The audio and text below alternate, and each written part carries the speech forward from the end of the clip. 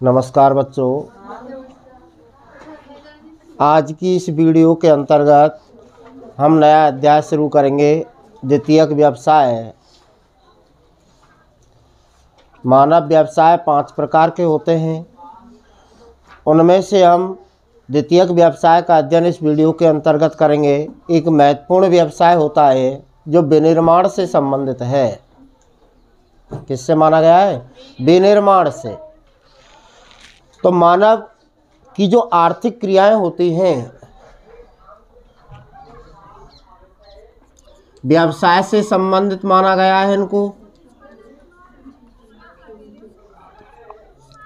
आर्थिक क्रियाएं उन क्रियाओं को कहा जाता है मानव के द्वारा की जाने वाली वे सभी क्रियाएं या वे सभी कार्य जिनसे आय प्राप्त होती है।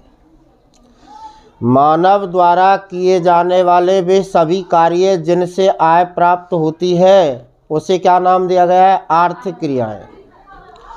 आर्थिक क्रियाएं होती हैं 5 प्रकार की: प्राथमिक, द्वितीयक, तृतीयक, चतुर्थ और पंचम।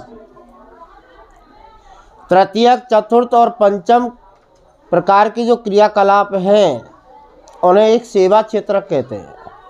सेवा सेक्टर में आती हैं तीनों। तो मानव अनेक प्रकार की आर्थिक क्रियाएं अपना जीवन यापन करने के लिए करता है। मानव की आर्थिक क्रियाओं का जो उद्देश्य होता है वो क्या है? प्राकृतिक,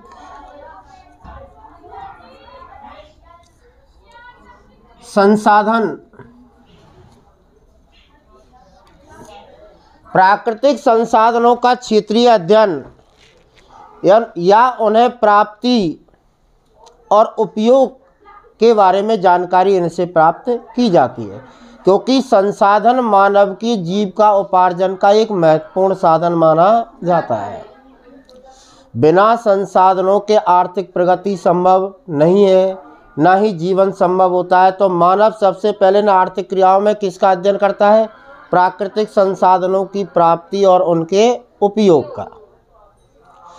द्वितीय क्रिया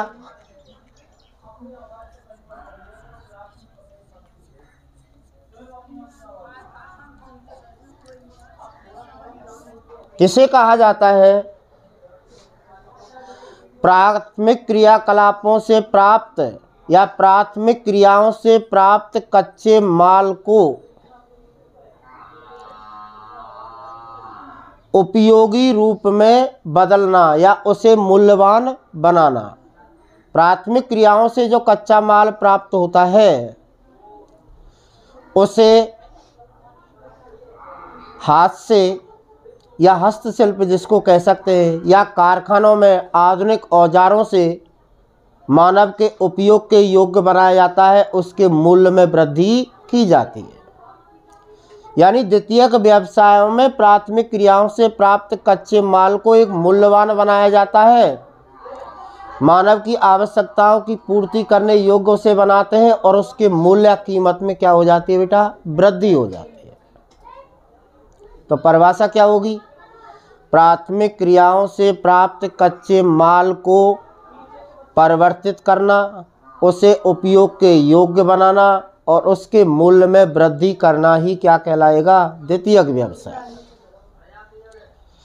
द्वितीयक व्यवसाय के अंतर्गत प्राकृतिक संसाधनों के मूल्य में वृद्धि की जाती है। बात आपकी समझ में आ रही है ना?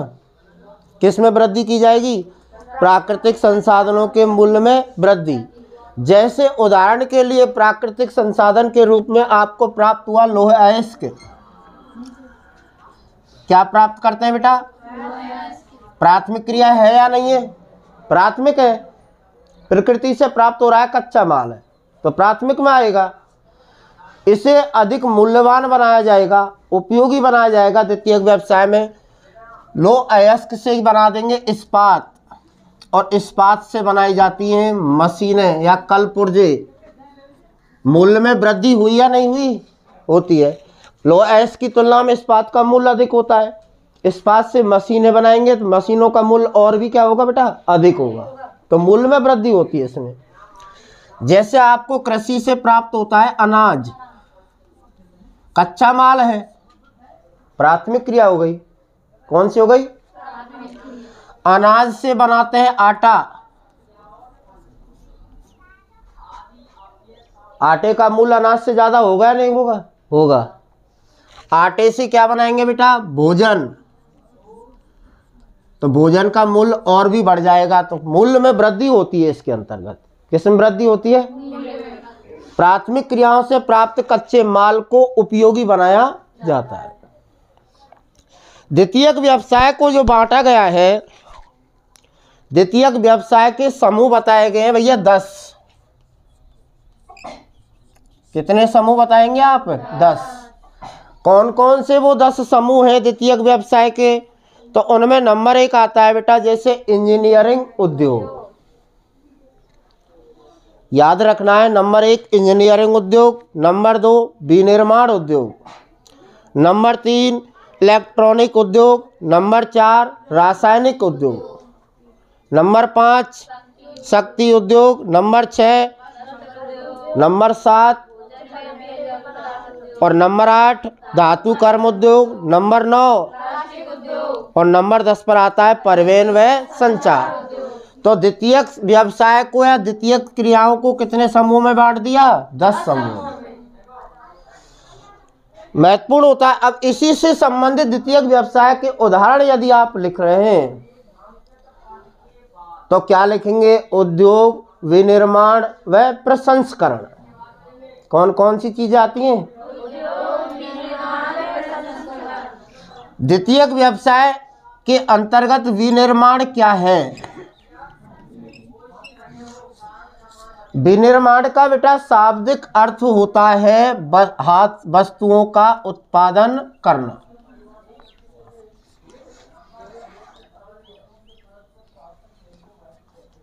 क्या हुआ अर्थ? वस्तुओं का उत्पादन करना।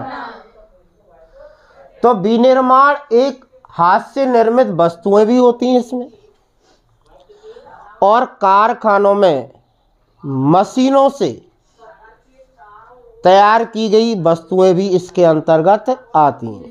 तो विनिर्माण की परिभाषा आप क्या लिखेंगे? हस्त निर्मित वस्तुओं से लेकर कारखानों में मशीनों से अधिक मात्रा में वस्तुओं का उत्पादन करना ही विनिर्माण कहलाता है।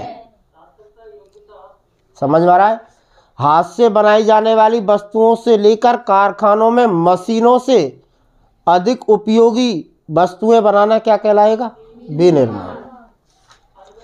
तो हाथ से बनी हुई वस्तुएं भी विनिर्माण में आती हैं और मशीनों से कारखानों में बनाई गई वस्तुएं भी किस में शामिल की जाएंगी? विनिर्माण।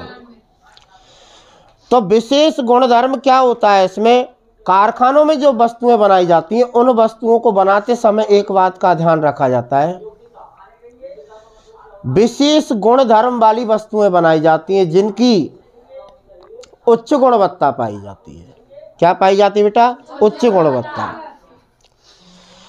तो विनिर्माण उद्योग को लेकर के, इस शब्द को लेकर लोगों में एक भ्रांति बनती है कि विनिर्माण का अर्थ ये होता है कि भैया कारखानों में जो वस्तुएं बन रही हैं वो विनिर्माण है, लेकिन ऐसा नहीं है। विनिर्माण में हाथ से बनी हुई साधारण वस्तुओं से लेकर कारखानों में बनी उपयोगी वस्तुएं सभी आती हैं, एक ही अर्थ होता है। तो भारी वस्तुएं, हल्की वस्तुएं, यानी विनिर्माण में तो आप जलयान निर्माण उद्योग को भी ले सकते हैं। किसको ले सकते हैं? बड़ी मशीनें इसके अंतर्गत बनाई जाती हैं, वो भी विनिर्माण में है। हाथ से बनाई गई स्थानीय उपभोग की वस्तुएं भी किस में आएंगी? विनिर्माण में आएंगी। एक महत्वपूर्ण उद्योग होता है। अब क्या करते हैं बेटा? विनिर्माण उद्योग को प्रभावित करने वाले कुछ कारक होते हैं जो इसे प्रभावित कर रहे हैं, इसके स्थानीयकरण पर प्रभाव डालते हैं। किस पर प्रभाव डालते हैं? स्थानीयकरण पर। अब इसे प्रभावित करने वाले कारक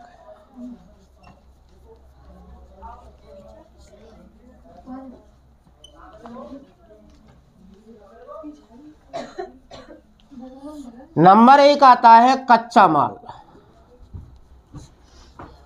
आपसे प्रश्न कर दिया जाए कच्चा माल विनिर्माण उद्योग को किस प्रकार प्रभावित करता है, तो आप लिख सकते हैं किसी भी उद्योग की अवस्थिति को प्रभावित करने में सबसे महत्वपूर्ण भूमिका कच्चे माल की होती है। यानी बिना कच्चे माल के कारखाने को स्थापित नहीं किया जा सकता है। सबसे पहले क्या चाहिए? कच्चा माल। अधिकांश कारखाने उन क्षेत्रों में लगाए गए जहां पर्याप्त मात्रा में आसानी से कच्चा माल प्राप्त हो जाए। विशेषकर ऐसे उद्योग जिनमें भारी और वजन ह्रास वाले कच्चे माल का उपयोग किया जाता है, जिनको दूर से लाने में परिवहन लागत अधिक आती है। जैसे कि लौह इस्पात उद्योग है। कौन सा है बेटा? आपको पता है, हमने आपको पढ़ाया भी था कि लौह इस्पात उद्योग का कच्चा माल होता है लौह अयस्क और कोयला। सबसे ज़्यादा चाहिए। यूँ तो डोलोमाइट भी है, मैग्नीज भी है, चूना पत्थर भी है, लेकिन सबसे ज़्यादा क्या चाहिए इसके लिए? लौह अयस्क और कोयला। दोनों सस्ते होते हैं लेकिन भारी हैं। दूर से लाने में परिवहन लागत क्या आती है? अधिक आती है। तो अधिकांश लौह इस्पात कारखाने कहाँ लगाए गए हैं? या तो कोयला खानों के निकट हैं या लौह अयस्क खान, या फिर दोनों के मध्य स्थापित कर दिया है इनको। यही तो है। जैसे अति शीघ्र खराब होने वाली वस्तुएं होती है, जैसे फल व सब्जियां हैं, फल व सब्जियां, दूध से बने उत्पाद हैं, और इनके जो अधिकांश कारखाने हैं वो कच्चे माल के स्रोतों के निकट लगते हैं। क्यों? यदि इनको दूर से लाया जाए तो ये खराब हो सकते हैं, समय अधिक लगता है। अधिक समय तक रुक सकते हैं कि उत्पाद नहीं रुक सकते। तो जहां कच्चा माल प्राप्त हो रहा है वहीं तो इन उद्योगों को स्थापित किया जाएगा, क्या नहीं करेंगे? और कुछ ऐसे भी उद्योग होते हैं जिनका कच्चा माल ऐसा होता है कि उसमें दिक्कत नहीं आती है। आप कितनी भी दूर से परिवहन कर लाएं, उनका वजन कम नहीं होता है। जैसे उदाहरण के लिए वस्त्र उद्योग है। कौन सा है? और सूती वस्त्र उद्योग का प्रमुख कच्चा माल क्या हुआ? कपास। क्या कपास वजन ह्रास वाला उद्योग है? नहीं है ना। आपको खूब पता है एक टन कपास जो होगी ना, उससे उतना ही तो बना सकते हैं आप धागा रुई से। 1 टन रुई आप लेकर आ रहे हैं परिवहन, चाहे कितना भी समय लग जाए, तो उतनी रुई उससे धागा बन जाएगा। तो ऐसे उद्योगों को आप जहाँ वहाँ लगा सकते हैं जहाँ परिवहन की सुविधा प्राप्त है। दूर स्थान यानी कच्चे माल के स्रोतों में इन्हें नहीं लगाया जाता, अलग लगाए जा सकते हैं। जैसे कि उदाहरण के लिए एल्युमिनियम उद्योग है। कौन सा है? एल्युमिनियम के कारखाने कहाँ स्थापित किए गए हैं? आपको पढ़ाया भी था। एल्युमिनियम को सबसे अधिक मात्रा में जल विद्युत की आवश्यकता होती है कि नहीं होती है? तो ज़्यादातर एल्युमिनियम के कारखाने कहाँ लगे हुए हैं? जहाँ जल विद्युत पर्याप्त मात्रा में उपलब्ध है। लगाया गया नहीं लगाया गया उनको बेटा? तो ये महत्वपूर्ण उद्योग होते हैं, इस आधार से लगाया जाता है। जैसे ब्रिटेन और जापान है, उच्च तकनीक इन देशों के पास है, विकसित देश है। सूती वस्त्र उद्योग का यहाँ विकास हुआ है। ये देश क्या करते हैं? भारत से कपास का आयात करते हैं और वस्त्र बनाते हैं। तो कच्चे माल पर निर्भर हुआ का इन उद्योगों का स्थानीयकरण? नहीं होगा। अमेरिका भारत से वो क्या करते हैं? आयात करते हैं देश। दूसरा आता है शक्ति के साधन।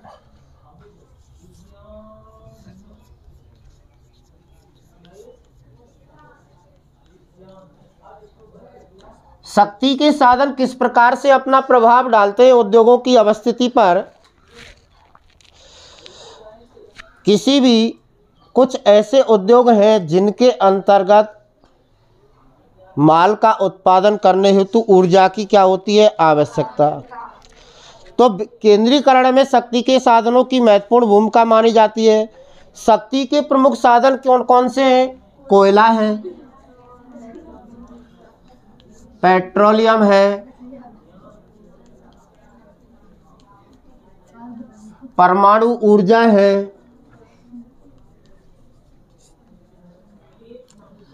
इन्हें क्या माना जाता है बेटा? शक्ति के साधन माना जाता है। कौन कौन से? तो प्रमुख शक्ति के संसाधन प्राकृतिक गैस भी है, ये भी शक्ति का साधन है।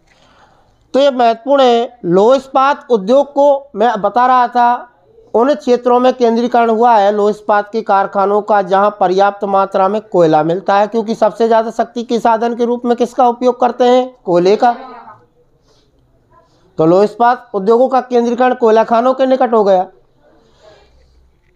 कोयला भारी भी होता है, दूर से लाने में परिवहन लागत अधिक आती है। तो विश्व के अधिकांश लौह इस्पात कारखाने जैसे कि रूस है, अमेरिका है और यूरोपीय देश है, भारत है, सभी जगह कोयला खानों के निकट इनको स्थापित किया गया है।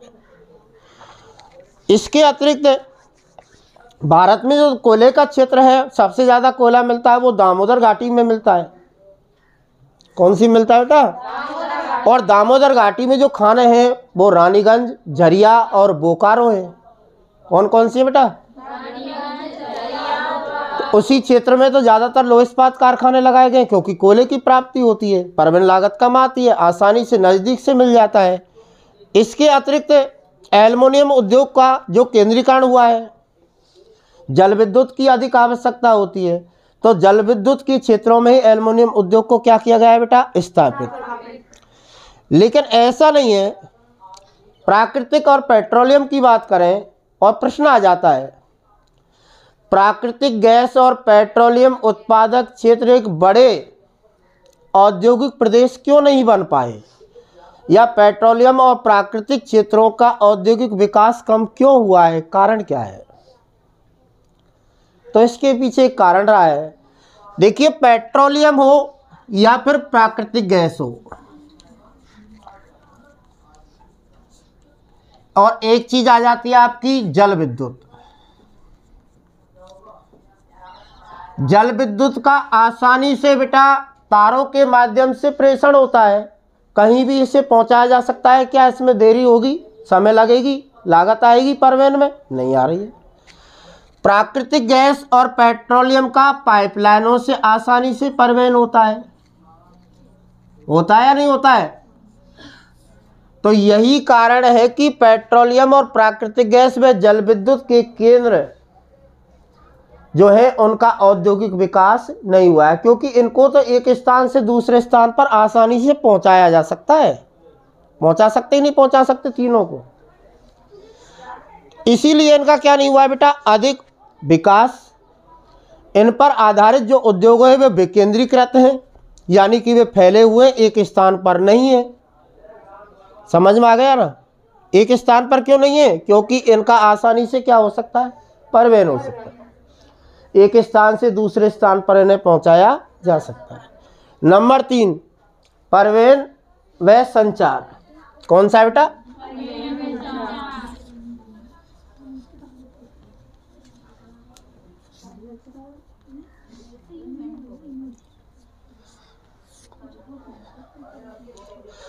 परिवहन व संचार के साधनों को आर्थिक विकास की रीढ़ के नाम से जाना जाता है। क्या कहा गया है इन्हें? आर्थिक विकास की रीढ़। किस प्रकार से विनिर्माण उद्योग को प्रभावित करते हैं ये दोनों? कच्चे माल को कारखानों तक लाने और तैयार माल को बाजार तक पहुंचाने के लिए सस्ते व सुलभ परिवहन के साधनों की आवश्यकता होती है। इनके बिना ना तो कच्चे माल को कारखाने तक ला सकते हैं, ना तैयार माल को बाजार तक पहुंचा सकते हैं। तो जिस क्षेत्र के अंतर्गत तीव्र और सस्ता परिवहन उपलब्ध है, उस क्षेत्र का औद्योगिक विकास अधिक हुआ है। जहाँ परिवहन के साधन है, तीव्र परिवहन के साधन, आधुनिक, सस्ता है, वहाँ का औद्योगिक विकास अधिक होता है। तो जब भी कोई भी कारखाना स्थापित करते हैं, औद्योगिक इकाई लगाते हैं, इस बात को देखा जाता है कि कम से कम परिवहन लागत आए। कौन से स्थान को चुना जाएगा? जहां परिवहन लागत क्या आएगी बेटा? कम आती हो। जैसे उदाहरण के लिए पश्चिमी यूरोप है, पश्चिमी यूरोप के देश हैं, दूसरी तरफ पूर्वी अमेरिका के देश हैं।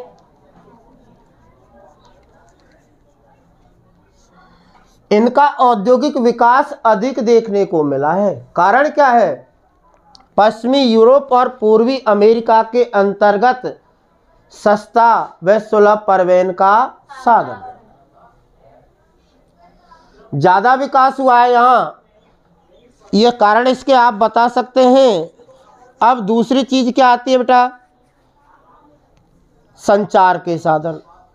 जिस प्रकार से परिवहन के साधन औद्योगिक विकास में अपनी महत्वपूर्ण भूमिका निभाते हैं, उसी प्रकार से संचार के साधन महत्वपूर्ण भूमिका निभाते हैं। संचार आप जानते हैं किसे कहते हैं? वह सेवा जिसमें शब्दों, संदेशों, तथ्यों और विचारों का आदान प्रदान होता है। किसे कहेंगे संचार? वह सेवा जिसमें शब्दों, संदेशों, तथ्यों और विचारों का आदान प्रदान होता है, क्या कहलाएगा? संचार। तो संचार के साधन भी महत्वपूर्ण हैं औद्योगिक विकास में। क्यों? माल को खरीदने और विक्रय करने संबंधी सूचनाओं का आसानी से आदान प्रदान हो जाता है संचार के साधनों से। और संचार के साधन आप जानते हैं कौन कौन से हुए? टेलीफोन है, ईमेल है, इंटरनेट है या नहीं है? तो ये संचार के साधनों से आसानी से आदान प्रदान होता है। नंबर 4 पर आता है इसे प्रभावित करने वाले कारकों में बाजार।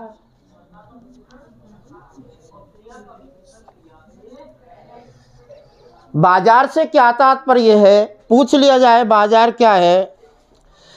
यदि बात करें उद्योगों को प्रभावित करने वाले कारकों की, तो सबसे अधिक प्रभावित करने वाला कारक है बाजार की समीपता या बाजार की निकटता। सबसे ज़्यादा प्रभावित उद्योग को ये करता है। कैसे? कारखाने में जो माल तैयार किया जा रहा है, उस माल के विक्रय के लिए बाजार का उपलब्ध होना आवश्यक होता है। यदि बाजार ही नहीं है तो माल को उत्पादित करने का लाभ मिल सकता है क्या? नहीं, तो विक्रय नहीं होगा। और बाजार होता क्या है? एक ऐसा क्षेत्र होता है जहां मांग अधिक होती है वस्तुओं की और जनसंख्या अधिक निवास करती है। क्या हुआ? बाजार, जहां वस्तुओं की मांग क्या हो? अधिक, और जनसंख्या क्या निवास कर रही हो बेटा? अधिक निवास कर रही हो। उनका आय का स्तर ऊंचा हो, और जिसका आय का स्तर ऊंचा है उसके वहां वस्तुओं की मांग होगी, और जनसंख्या अधिक होगी तो बेटा अधिक मांग होगी कि नहीं होगी? यही कारण रहा है कि विश्व में कुछ वैश्विक बाजार बने हैं। क्या बने बेटा? तो वैश्विक बाजारों की बात करते हैं। विकसित देश हैं जैसे अमेरिका है, जापान है, ब्रिटेन है, फ्रांस है, जर्मनी है, रूस है। कैसे देश हुए? विकसित। विकसित देश क्यों है? क्योंकि यहाँ प्रति व्यक्ति आय अधिक है, और जहाँ प्रति व्यक्ति आय अधिक होगी, जीवन स्तर कैसा मिलेगा? उच्च मिलेगा। उन लोगों की क्या मांग भी क्या होगी बेटा? अधिक। क्रय शक्ति उनमें अधिक पाई जाती है। तो विकसित देशों में क्या बन गए बेटा? बृहद वैश्विक बाजार बने हैं। क्या बन गए? बृहद वैश्विक बाजार। दूसरी तरफ एशिया की बात करते हैं। एशिया के अंतर्गत दक्षिणी तथा दक्षिणी पूर्वी एशिया के अंतर्गत जनसंख्या अधिक पाई जाती है। मिलती है नहीं मिलती है? सघन जनसंख्या प्रदेशों में आता है ये विश्व के में। 3 ही क्षेत्र तो बताए थे हमने आपको सघन जनसंख्या के, उनमें से 5 थे, 5 में से 3 कहाँ है? अकेले एशिया में है। दक्षिणी तथा दक्षिणी पूर्वी एशिया के अंतर्गत अधिक जनसंख्या निवास करती है और वस्तुओं की मांग भी क्या है, अधिक। यही कारण है कि इस क्षेत्र के अंतर्गत वैश्विक बाजारों का उदय हुआ है। कौन से बाजार बने? वैश्विक बाजार। कुशल श्रमिक। नंबर 5 कौन सा होगा बेटा?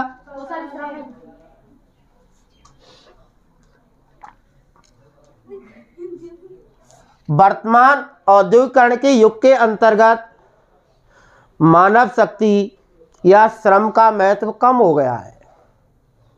क्या हुआ बेटा? कम। कारखानों में स्वचालित मशीनें हैं, कंप्यूटर से चलने वाली स्वचालित मशीनें लगा दी गई हैं जो मानव की तरह सोचने पर क्या कर दिया गया, उन्हें विवश कर दिया गया है। मानव की तरह वो सोचती हैं। तो स्वचालित मशीनें कारखानों में आ जाने से मानव श्रम शक्ति का महत्व घटा है, लेकिन आज भी कुछ उद्योग ऐसे हैं जिनमें अधिक मानवीय श्रम की आवश्यकता होती है। जिस देश के अंतर्गत कुशल और सस्ता श्रम उपलब्ध है वहां पर औद्योगिक विकास अधिक देखने को मिलता है। पूंजी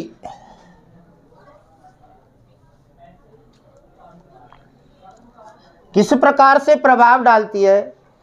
औद्योगिक संयंत्र या औद्योगिक इकाई स्थापित करने के लिए, जैसे आप भूमि खरीदेंगे, पूंजी की आवश्यकता होगी। कारखाना बनाएंगे, उसमें भी क्या लगेगी? पूंजी लगेगी, पूंजी वे करनी पड़ेगी। मशीनें खरीदनी है, पूंजी से, पैसे से खरीदी जाएंगी। श्रमिकों और कर्मचारियों का वेतन देना है, वो किससे दिया जाएगा? पूंजी से दिया जाएगा। कच्चा माल क्रय करना है, उसके लिए भी क्या चाहिए? पूंजी।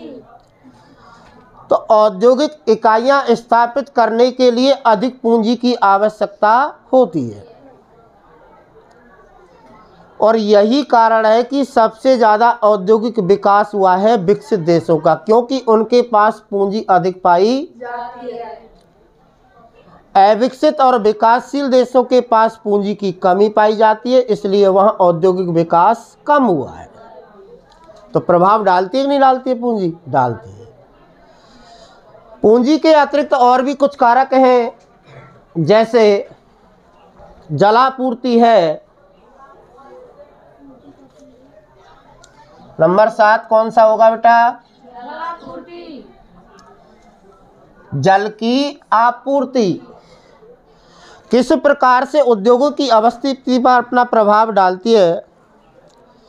जिन क्षेत्रों के अंतर्गत अधिक मात्रा में स्वच्छ जल प्राप्त होता है वहाँ औद्योगिक विकास अधिक हुआ है।